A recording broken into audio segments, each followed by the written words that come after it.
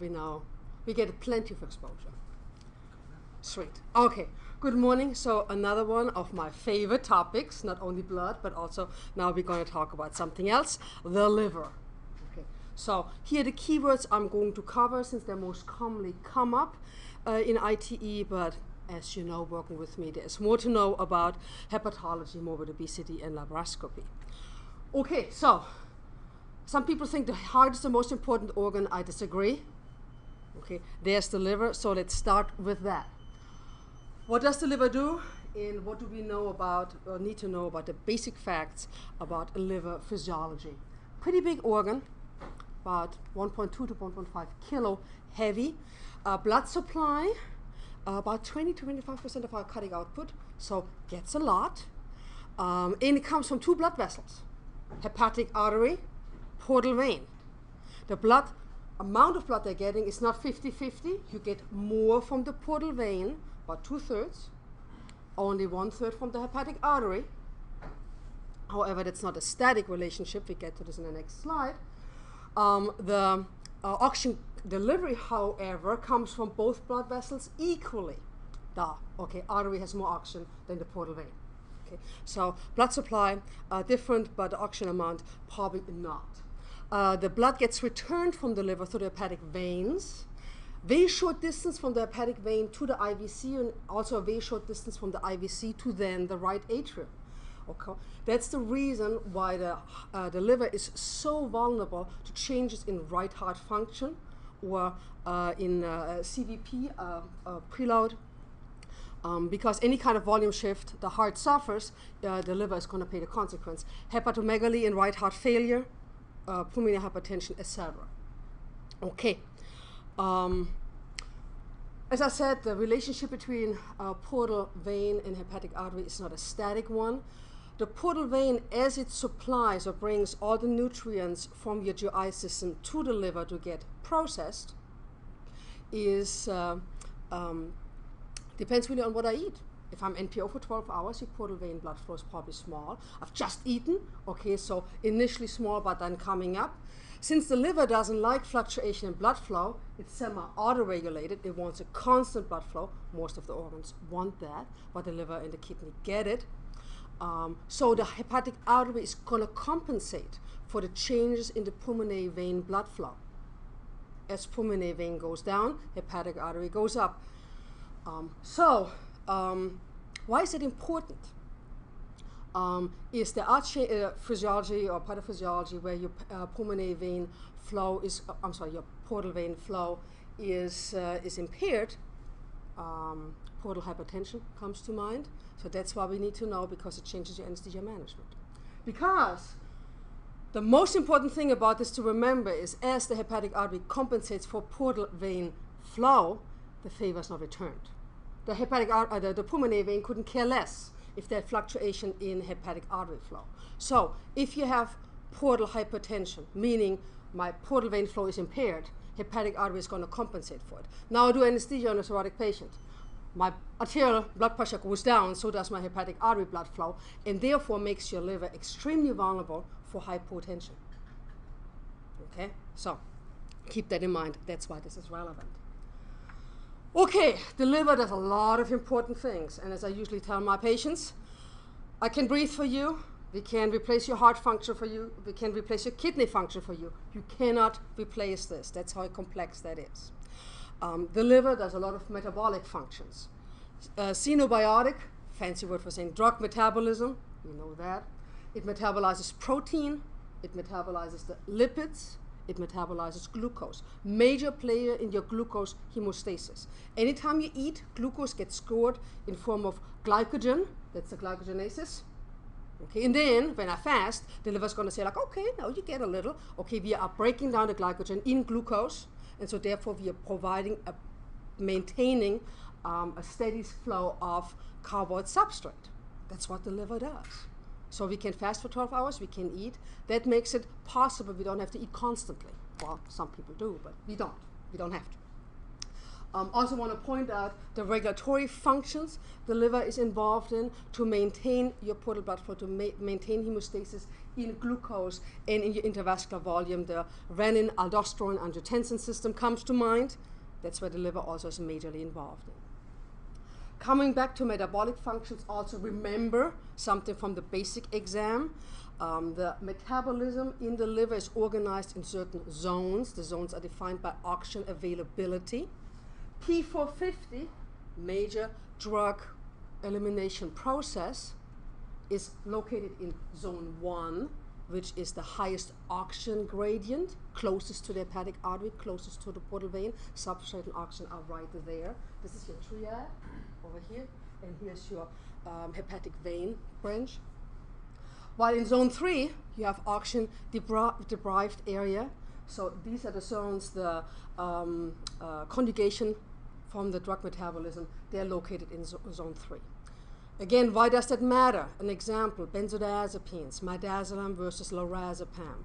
Quick, easy question to ask when it comes to understanding your metabolism in impaired liver function. Midazolam goes to zone 1 and zone 3. You first have to break it down into metabolites, and then it gets conjugated. It's shorter metabolism, but with unvariable or variability of oxygen supply in the liver, if I can't do zone 1, my zone 3 process is going to be delayed. While lorazepam, technically the longer drug, but only needs zone 3 for breakdown and elimination. So therefore might take longer, but I have predictable, in someone with impaired liver function, metabolism. So that's why we actually would rather use lorazepam over midazolam on someone with advanced liver dysfunction.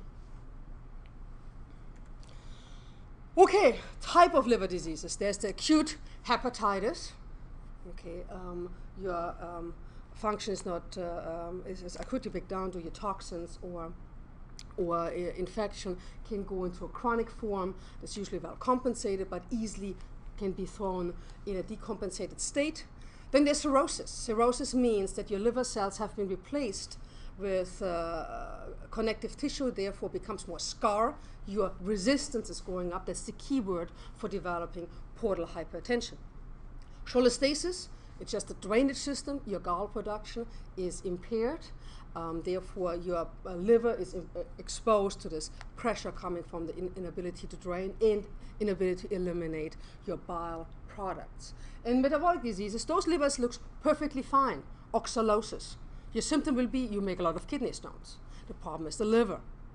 Okay. A lot of the glycogen abnormalities, mitochondrial diseases get actually symptomatic with the metabolic decline of liver function.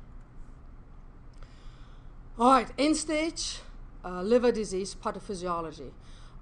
Those guys who already have done livers have probably seen good clinical examples of the whole combo here, but just this slide is a highlight of really summarizing something very complex. Portal hypertension means you get a portal caval shunts, sets you up for bleeding. Okay, it's a big problem, not only like that the blood does not go through the liver, but primarily you get engorged blood vessels where they shouldn't be. I'll talk about it in a moment. Cardiovascular response, because you are chronically intoxicated, your toxins can be cleared by the liver, you get a hyperdynamic state, and everything is shunting, your SVR is low, you're chronically acidotic and in a toxic state. Remember that. So the heart tries to compensate it with an increased cardiac output, but it really is like driving on the autobahn 24/7. High cardiac output, low SVR. Fluid regulation and electrolyte shifts. To remember is because you have a low albumin production, you have a low colloid osmotic pressure, so you're kind of like looking water overloaded, but you have a low intravascular volume. The fluid does not stay where it needs to stay. Keyword, wrong volemia. Okay. Meaning ascites, the hemothorax on the right side, fluid is there, but not where you need it to have, meaning in the intravascular space. As an electrolyte abnormality, hyponatremia. You have technically more water than you have sodium. Not the way it's supposed to be, but that's how it presents for liver dysfunction. Renal dysfunction, hepatorenal syndrome. It's comes across as a pre-renal abnormality, but it's intra-kidney, intra-renal, but it's pre-hepatic. It comes across that way. And central nervous system. Ammonia, we are unable to metabolize our proteins appropriately, so you get an elevated ammonia level that causes your brain to swell. Your astrocytes are not happy and can lead to increased ICP. Hepatic encephalopathy is what you see in those patients. They are not right. Okay, with the Eastern Kentucky term, they're not right.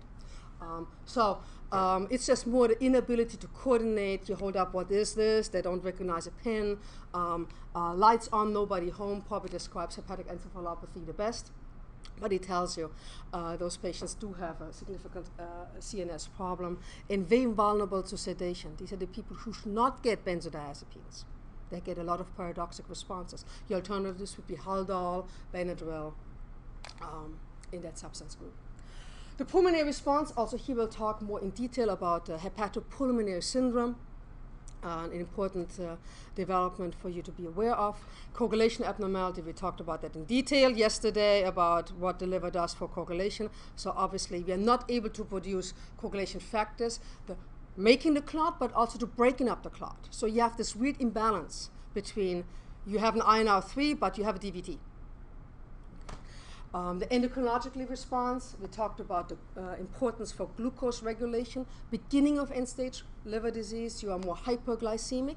As more they progress, hypoglycemia becomes more of your concern. Liver transplant, you look at the first blood gas, you know, the first glucose is low and you have to supplement that because it's not going to get better as you have no liver function. Stress, the steroid hormones production due to stress, lack of stress response also is impaired. All right, portocaval anastomosis. As I said, the problem here of portal hypertension is that you develop engorged blood vessels where they're not supposed to be. Okay, people bleed to death because of their upper GI bleeds. Due to esophageal, and then of importance is the splanchnic vein. So your blood flow is redistributed, and you try to maintain the hepatic oxygen supply based on the hepatic artery. The main problem not only is the vessel size, but also now you have portal vein, which is not supposed to get into the systemic circulation, it goes into systemic circulation. So more hepatic encephalopathy, less clearance of those extremely rich and somewhat toxic stuff which got resorbed from your gut. Sets you up for the spontaneous bacterial peritonitis. Hypersplenism, because the spleen gets proportionally more blood flow than before, your clearance of blood cells is higher. That's why people get thrombocytopenic with advanced liver disease. Also, there's a decreased platelet production by the like it's probably 50-50, that the uptake of the spleen is a lot higher. So when you give those people platelets, the duration of those platelets is abnormally short because the spleen is going to take it up. Sometimes when people bleed to death because of portal hypertension, you put in a TIPS, transjugular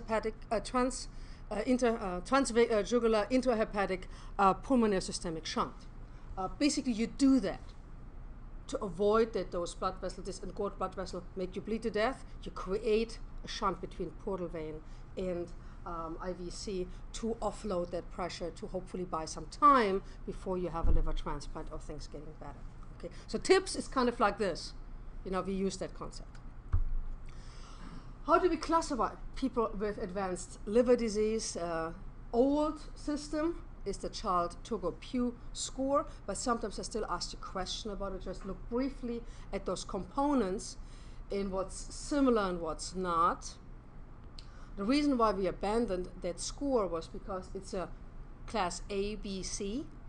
Okay, it doesn't really tell you much about the severity, and if I have a liver to transplant and I have to make a decision, do I give it to patient 1 or patient B? You want to give it to the ones who are sickest. Well, if they're all in child 3, kind of like, really don't help me, okay? Because it's a lot of yes, no, hepatic encephalopathy, yes, no, ascites, yes, no. It really was not helpful for grading those people and the severity of that disease. So, Mayo Clinic initially was, that M stand for Mayo, but the MELD score is now what's really used and what should be exclusively used right now for grading of end-stage liver disease, because based on those three components, creatinine, bilirubin, and INR, I can come up with a numeric score. I can say patient A has a MELD of 12, patient B has a MELD of 20, so patient B is sicker, he's going to get the liver.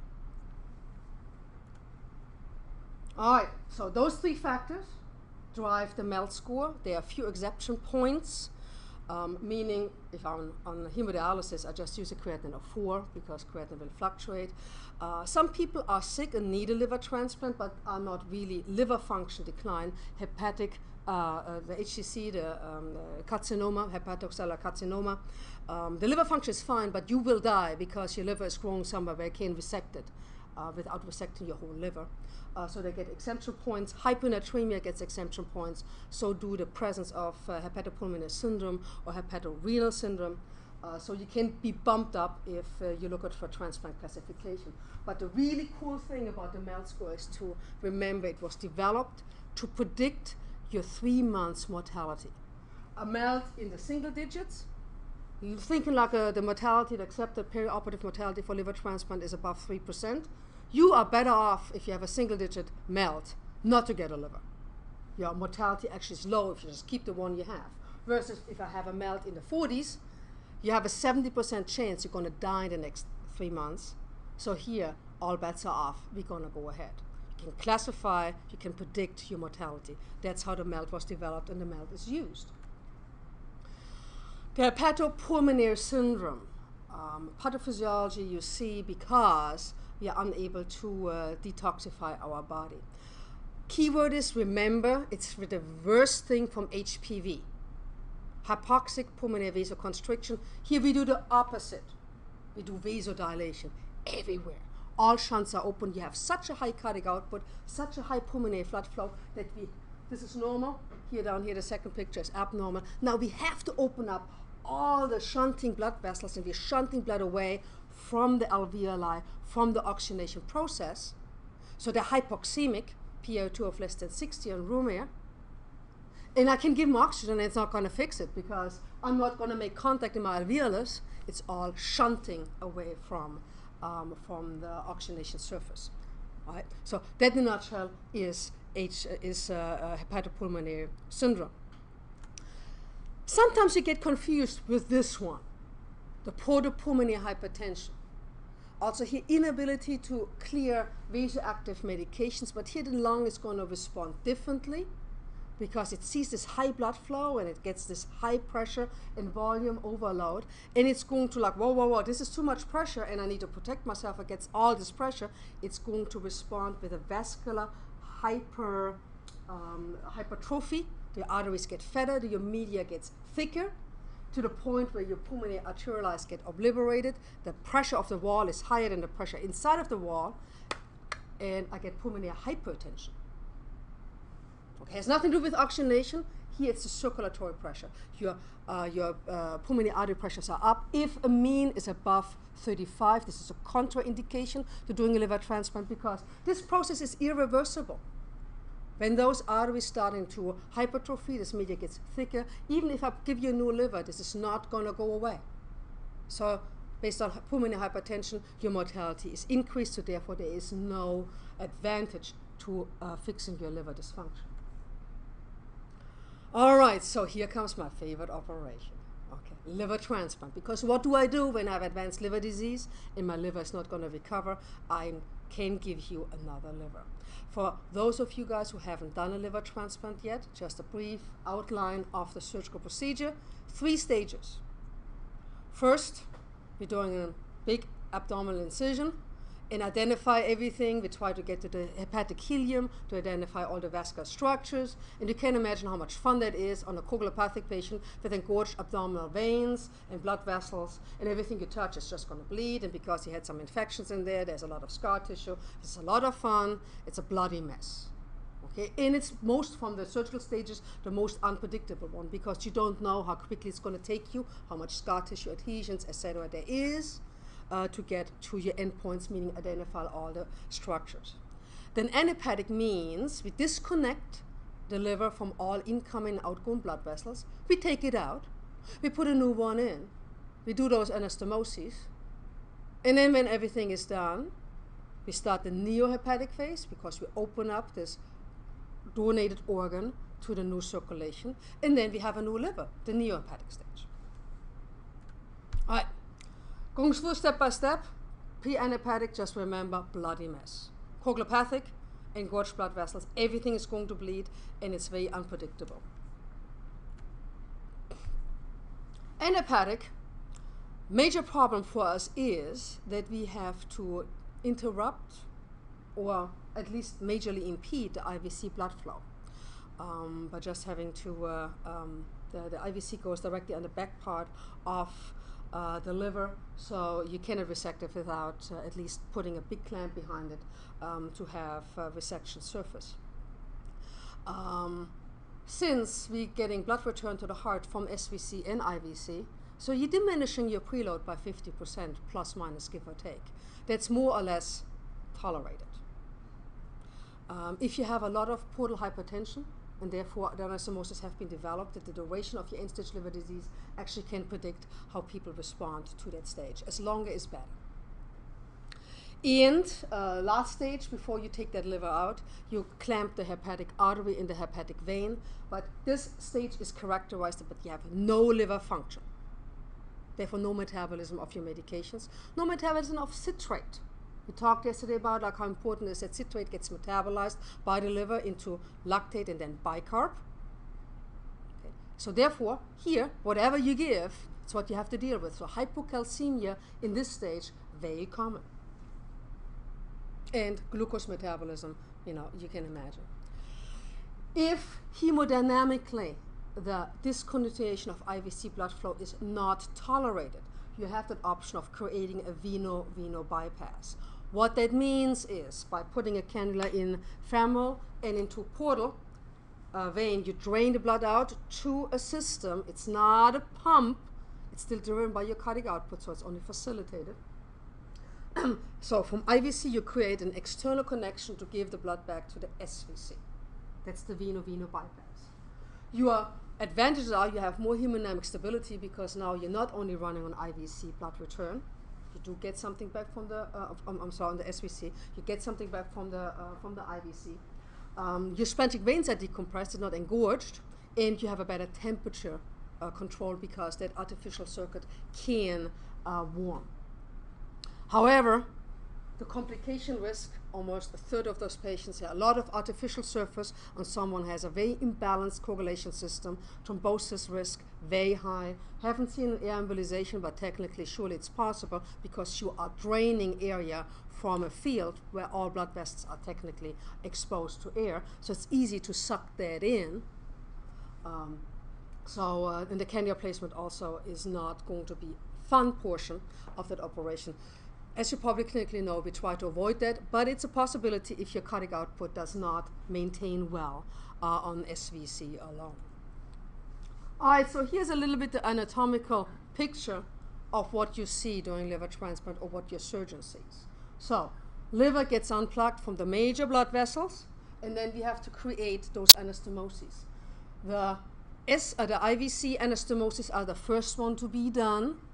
The infra and supra hepatic portion.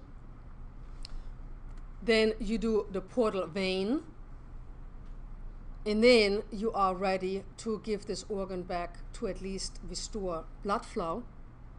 And after reperfusion, so in the intra, over the neohepatic stage, is when you usually complete the hepatic artery and the bile duct. And now we're ready for reperfusion. So this is the exciting moment we all work for, or kind of like, this is going to be a rough one. All right, reperfusion means you're opening up that cold, acidotic, donated organ, big organ, 1.2 to 1 kilo, big, okay, to the systemic circulation, which is very short to go to the right heart. So you're really in there for a fun ride. What you have to be afraid of is they can develop arrhythmias due to either the acidosis, the cold, or the hyperkalemia coming from this donor organ. Okay, so anything from bradycardia asystole to ventricular fibrillation, hyperkalemic arrest is possible. Hypotension This cold, acidotic stuff your heart usually does not like. They're kind of like, whoa, whoa, whoa, what are you doing to me? That liver is really cold, meaning like in the 4 to 6 degrees. You don't want it warmed up until you have it perfused, because it would cause reperfusion injury. So you want it cold until that point. So that impairs your contractility. You still have a patient with end-stage end-stage liver disease physiology. So you have a low SVR. The acidosis surely doesn't make it better. And since there might be, depending on the preparation of your donor organ, particles and air still maintained in that organ, PE, air embolizations, are possible. That's why we monitor it with the TEE. And you get all that blood back from the IVC. So you were just fine running on SVC blood. Now the IVC is open, so you get a lot of volume back, can create a temporary time of volume overload, pulmonary hypertension, also something which might impair your contractility and your overall heart function. Thank God this is a relative short term, meaning 10, 15 minute kind of thing if you're lucky. You know, it hopefully doesn't impair longer. And then the second stage of the NEOHEPATIC is actually a good one, because now you have a new liver. And believe it or not, this liver is functioning pretty quickly, meaning making coagulation products, correcting acidosis, like in its new home. And as you can feel that your patients like you, less and less support, less bleeding, tucking along, you know that liver is working and things are normalizing on its own. Something to keep in mind when we are correcting coagulation in that stage, sometimes we still do, because they develop fibrinolysis due to the inflammatory response secondary to the reperfusion of an ischemic donated organ. So fibrinolysis is observed in that stage. So you have to support a little bit, primarily with cryos and platelets, but you want to keep it somewhat supernormal, because the hepatic artery, which is completed during that stage, the smallest anastomosis, probably relatively fragile, but as I pointed out to you, this is one of the main organs for the new organ to get blood supply. So if the hepatic artery goes down, you usually have primary graft failure, something you don't want, so you keep them semi-thin, okay, or supernormal. All right, so how to assess liver function after either liver transplant or major hepatectomies? You look at the liver functions, what we went through earlier, what does the liver do? The easy one for us clinically to follow up is the INR, that should normalize without getting products. And you also can look at acidosis and your lactate clearance. We talked about the glucose metabolism, but what lactate is, if I don't have oxygen, my pyruvate, which comes down from the glucose, cannot enter the Krebs cycle. Now we're waiting, that's why we have lactate as a stored form of the pyruvate, to get more oxygen available, or if it doesn't happen, lactate goes to the liver in the Cori cycle to still makes you 8 ATP, not the 32 you would get from Krebs, but at least you have some form out of it. So your liver clears your lactate. If your lactate gets lower without other interventions, then you can interpret this as an indication of liver function. Okay, so not only for liver transplant, but also for major hepatectomies, INR elevation afterwards is a bad sign. Okay, inability to collect this is a bad sign. All right, morbid obesity. Yeah, it's a problem. As you know, and just I put also BMI criteria out there to know. We should have probably another category of kind of like, I don't know how we want to name it, but it's becoming more and more problem. Above 30 is obese, above 35 super obese, above 40 is morbidly obese. Okay. Pathophysiology. Okay, only to hit the highlights. Respiratory, because of increase in the abdominal pressure, your diaphragm has nowhere to go, so your FRC is compromised. That's a major abnormality. Closing volume, even at rest, they already can have airway collapse if your tidal volume is less than closing capacity. It's not only the FRC, all the other lung volumes are impaired, especially the expiratory reserve volume, and they're compensating by increasing respiratory rate. It's not only collapse of FRC, but also you have a restrictive abnormality. The excess tissue You've all seen those x-rays where there's this little tiny lung and a huge body, right? All this excess tissue is encasing that lung, so therefore restrictive abnormality. All those oxygen impairments are also paired with an increase in oxygen consumption because fat actually is very well vascularized, so therefore create a lot of increased cardiac output, and all that needs to be supported, so you have an increased oxygen consumption, not only limited supply by respiratory pattern, but also increased consumption. Obstructive sleep apnea, neck size, therefore with excess neck tissue goes along with airway collapse. All those hypoxemia and hypercapnia have systemic consequences. They develop due to chronic hypoxemia, develop pulmonary hypertension, therefore right heart failure is more seen. Okay. All right, due to the sympathetic response induced by hypercapnia and by increased oxygen demand, increased cardiac output, very prone for arterial hypertension. Due to the excess tissue and the lack of moving around, you have an increased venostasis. In the metabolic syndrome, they have a lot of fat tissue, so therefore insulin resistant. Even the best pancreas can't keep up with that, so they're getting a type 2 diabetes. And this lipidemia associated with that, not only nutritional factors, but then also impaired liver function, inability to metabolize all your triglycerides. What's here in yellow, these are the complications just to trigger, your thought process here about the pathophysiology. So due to the respiratory compromise, atelectasis, increased aspiration risk, and because the chronic hypoxemia and hypercapnia are also extremely sensitive to any kind of medications fooling with their respiratory regulation. All we give, right? Due to the sympathetic stress, increased oxygen consumption, increased cardiac output always sets you up for type 2, at least diminished myocardial oxygen demand supply, so therefore infarction. Stasis sets you up for DVT, venous thromboembolism, PE, and because of diabetes and excess tissue, not well blood supply, at least in the skin, so therefore surgical complications are common, just due by morbid obesity, presence of. Something they like to ask is the pharmacology in morbid obesity. And the highlights here on this slide, and I'm trying to make this a little short. Succinylcholine, you use total body weight because morbid obesity increased pseudocyanoesterases. Okay, so therefore you give, fat is not muscle, you don't need to relax it, but you compensate for the increased amount of enzymatic process by giving a supra or not body weight adjusted drugs dose. Propofol is the other one, which important to remember is when you give an induction dose, the brain does not grow with fat tissue. So you can give an adjusted dose for propofol, but then when you use a continuous infusion for TIVO in the ICU, you have the fat sink, which means that medication doesn't go up here, where you need sedation, not going to the brain. It gets siphons into the fat tissue, so therefore your adjusted dose is not enough.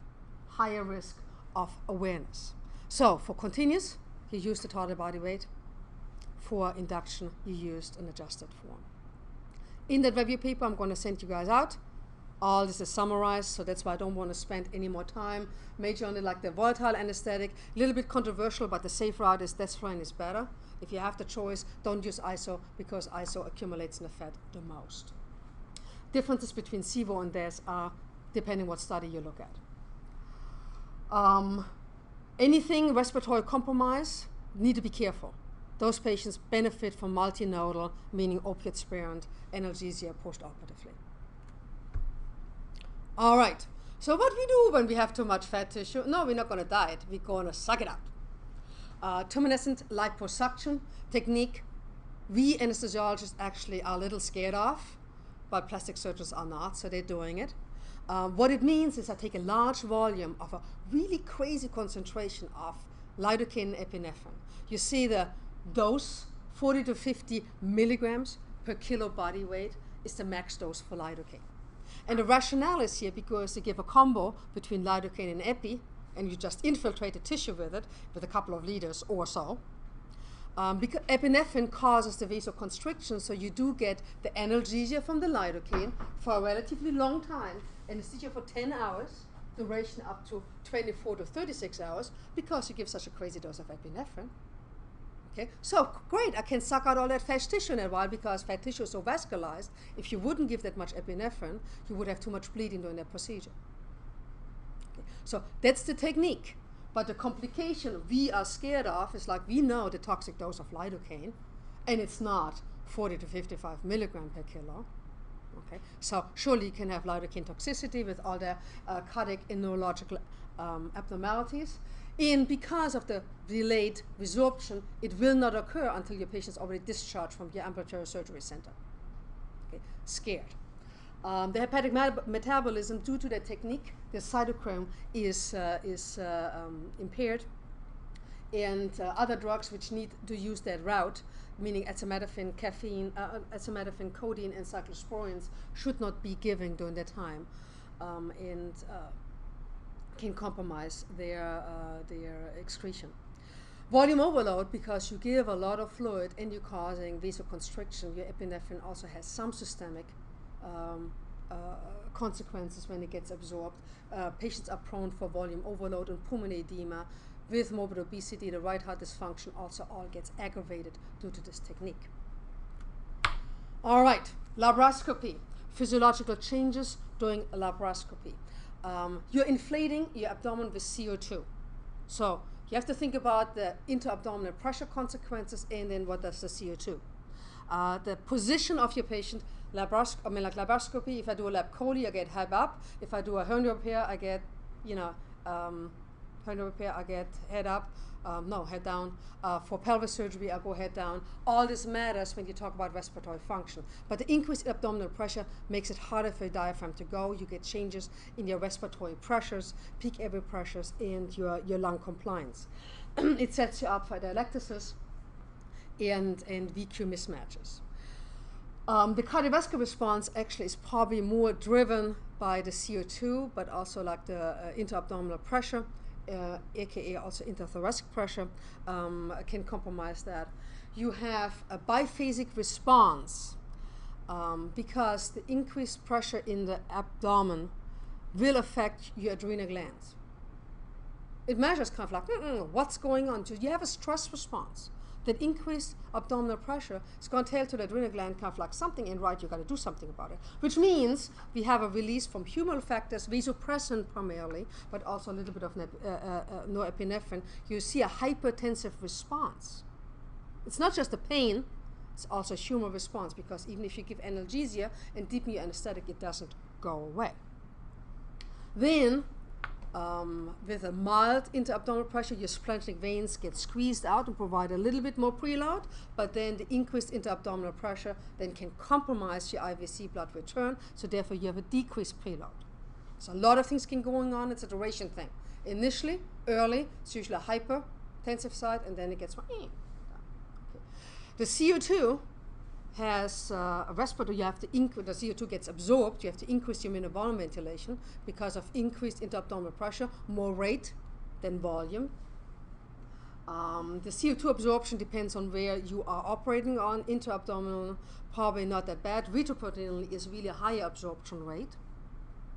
And the hypercapnia also can also induce a systemic response. Mild hypercapnia also can increase heart rate, increase your blood pressure. So it's a combination also of the respiratory acidosis, which is caused by the CO2 absorption. The complication due to laparoscopy. When you inflate, you get a huge increase in vagotone. So they can have a bradycardia up to an asystole arrest. Young people more than old people, because they have a more sensitive autonomic system. We talked about the hypertension. Keep in mind the hypercapnia can have something to do with it. It's not only the humoral response. In the end, the CO2 can go where you don't want it to go. You think you're inflating the abdomen, but actually, due to an incomplete diaphragm, you can get a pneumothorax, you can get a pneumomediastinum, you can get a pressure injury, of your pulmonary tissue, and air embolization also has been described. Last, not least, abdominal compartment syndrome. Okay. We call it intra-abdominal hypertension if your intra-abdominal pressure is higher than 12. Unless you do a laparoscopy, that's not good because you compromise the blood flow to your intra-abdominal organs. It's abdominal compartment syndrome if your intra-abdominal pressure is higher than 20, because then there's a high indication that organs are beginning to fail. This graph I got from the surgical literature. That's a pretty accepted algorithm how to approach that. But what it means for us is like, A, we need to avoid it, and when do you have to think about it? So, tissue edema, tissue injury, volume resuscitation, excessive volume resuscitation, associated swelling with that can set you up for this. Reperfusion injury after vascular procedure, you do a closed AAA, SMA, stenting, whatever. This can happen because then all you got is swelling and can cause that. Retroperitoneal hematoma, also during a AAA endovascular approach, you poke something nobody knew you did, you get a huge retroperitoneal hematoma, can cause an abdominal compartment syndrome. And the treatment form is like straightforward. Decompress it. All right, 2 minutes early, so I'm done. Thank you very much for hanging out here with me. And I think I have to stop this here. All right. Yay.